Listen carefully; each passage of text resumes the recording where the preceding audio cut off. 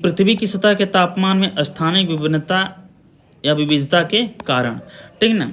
पृथ्वी की सतह के तापमान में जो है स्थानिक विभिन्नता के कारण क्या होगा, जिससे मान लो भारत में तापमान गर्म है, एकदम उष्ण है, अमेरिका में तापमान लो है, ठीक ना। अब रसिया में तो और एकदम गोरी गोरी चिकने चिकने हैं सब लोग एकदम, ठीक ना, चमड़ी छिल जाएगी वहाँ की, ठीक ना। तो वहाँ पर कैसे लोग रहते हैं, वहाँ पर एकदम देखो गोरे गोरे, वहाँ पर गोरे गोरे क्यों होते हैं, क्योंकि उनके स्किन में जो मिलेनिन पाया जाता है। मिलेनिन इसलिए पाया जाता है कि जो लोग क्या होता है ना कि जैसे विषुवतरेखी जो लोग होते हैं, जैसे ये विषुवतरेखी जो लोग होते हैं, यहाँ पर टेम्परेचर अधिकतम होता है, तो यहाँ के अनुकूलन के लिए, अडेप्टेशन के लिए लोगों के जो चमड़ी होती है ना, त्वचा होती है, तो उनके त्वचा में जो है एक विशेष प्रकार का केमिकल पाया जाता है जिसे मिलेनिन बोलते हैं। क्या बोलते हैं? मिलेनिन। तो ये मिलेनिन जो आपका ये जो मिलेनिन हार्मोन है ना, तो मिलेनिन हार्मोन ही जो है आपके त्वचा का रंग बदलता रहता है, कम ज़्यादा करता रहता है। टेम्परेचर अधिक रहेगा तो एडाप्टेशन के लिए अधिक निकलेगा, मिलेनिन का स्त्राव अधिक होगा। जहाँ पर टेम्परेचर कम होगा तो मिलेनिन का स्त्राव कम होगा। इसलिए रसिया में देखो वहाँ पर जो टेम्परेचर बहुत कम है तो मिलेनिन निकलता ही नहीं, सब गोरे गोरे चिकने चिकने लोग हैं, ठीक ना। रसिया के बारे में कहावत है, रसियन लोगों के बारे में कहावत है कि बिहार में कोई राजनीतिक दल का नेता बोल दिया था वहां पर जो है, आने दो हमको शासन में, रसियन बंटवा दूंगा राशन में। भला कोई बात हुई। और एक लाइन है कि जो है अगर हमारी चांद तारों से मुलाकात होती, ठीक ना, चांद तारों का मतलब रसियन, समझ गए ना। अगर हमारी चांद तारों से मुलाकात होती तो सारे जहां को कदमों में ले आता है कि नहीं, काबिले तारीफ। तो ये बात है, ठीक ना। तो पृथ्वी की सतह के तापमान में स्थानिक विभिन्नता का कारण जो होता है, विविधता का कारण टेम्परेचर होता है। सूर्य की सीधी किरणें जो है विषुवत रेखा पर सूर्य की किरणों का सीधा होना, इस वजह से वहाँ पर टेम्परेचर अधिक होता है, ठीक ना। रसिया में जो है टेम्परेचर कम क्यों होता है, वहाँ पर टेम्परेचर इसलिए कम होता है, वहाँ पर तापमान इसलिए कम होता है क्योंकि सूर्य की सीधी किरणों का वहाँ पर प्रभाव नहीं पड़ता है। वहाँ पर सूर्य की सीधी किरणें नहीं पड़ती, वहाँ पर सूर्य की तिरछी किरणों का प्रभाव पड़ता है, वहाँ पर सूर्य की तिरछी किरणें पड़ती हैं, जिसकी वजह से जो है तिरछा के कारण जो होता है लंबी दूरी तय करना पड़ता है। एग्जाम्पल के लिए समझता हूँ, अच्छे से समझ ही लेते हैं हम लोग, ठीक ना। मान लो कि ये आपका क्या है, मान लो ये एक मिनट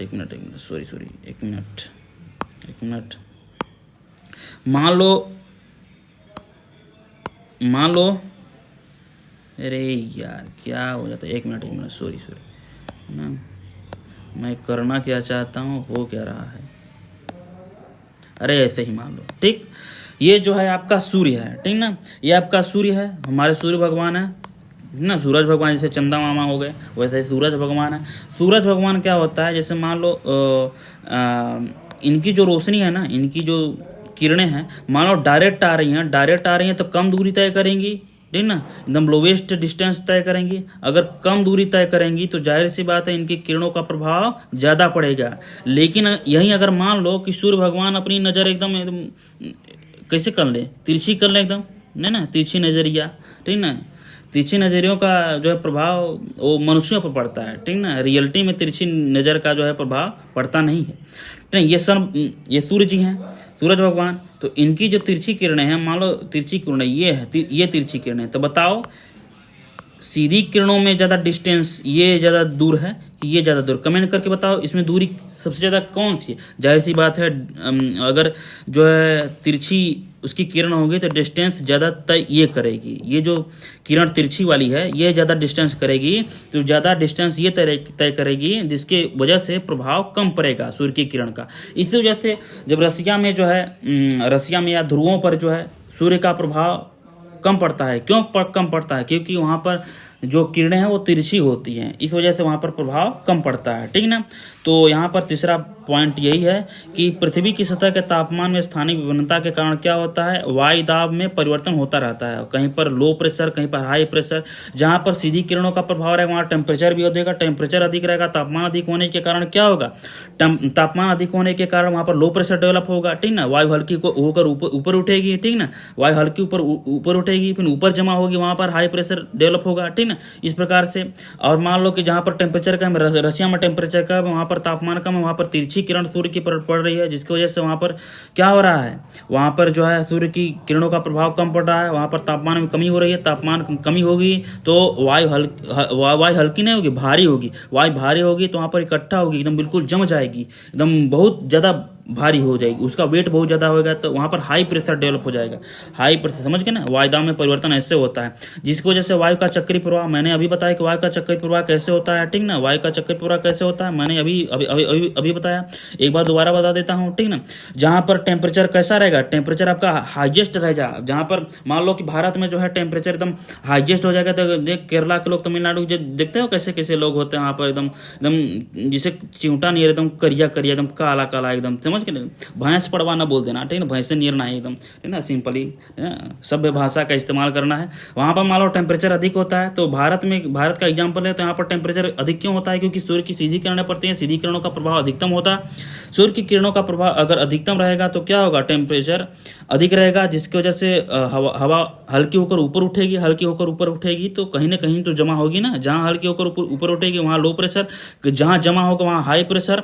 और मैंने अभी बताया कि जो है क्षैतिज दिशा में मूवमेंट किधर से किधर होता है, हाई प्रेशर से लो प्रेशर की तरफ होता है, ठीक ना, तो यहाँ पर लो प्रेशर। और मैंने अभी बताया कि जहाँ पर टेम्परेचर कम होगा वहाँ पर वायु भारी होकर नीचे गिरेगी, अगर वायु भारी होकर नीचे गिर रही है तो जाहिर सी बात है वहाँ पर प्रेशर हाई होगा। और मैंने अभी बताया कि क्षैतिज दिशा में मूवमेंट एयर का, वायु का हाई प्रेशर से लो प्रेशर की तरफ होता है। इतना बात समझ गए। अब क्या है, वायु का जो चक्रीय प्रवाह होता है ना, वायु के चक्रीय प्रवाह के कारण ही मौसम में परिवर्तन होता है, यही मेन कारण है वायु में परिवर्तन का, ठीक ना, जो वायु में नहीं मौसम में परिवर्तन का यही मेन कारण है। समझ गए कि नहीं समझे।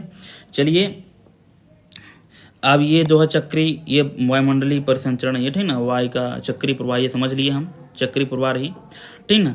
अब समझते हैं कि इस लो प्रेशर के कारण क्या होता है। लो प्रेशर यानी जहाँ पर टेम्परेचर अधिक होगा तो जल का वाष्प में बदलाव होगा, जल का वाष्प में परिवर्तन होगा, जल की बूंदों का जो है वाष्प में परिवर्तन होगा, ठीक ना। जल की बूंदों परिवर्तन यानी जल वाष्प क्या होता है, जल की बूंद ही तो होते हैं, वाटर ड्रॉपलेट्स होते हैं। जल बड़ा बड़ा टुकड़ा होता है तो छोटा छोटा टुकड़ा होता है वाष्प होता है।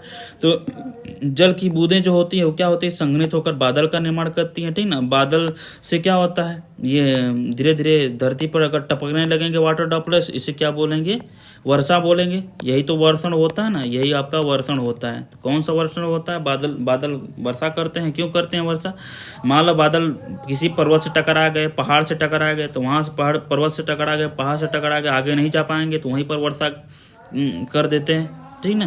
जैसे मान लीजिए कि हमें बर्दाश्त नहीं हो रहा है तो तुरंत बाथरूम चले जाते हैं ना, वैसे ही यहाँ पर ये होता है, मतलब बादल को कहीं जाने का ठिकाना नहीं है तो वहीं वर्षा करेगा ना।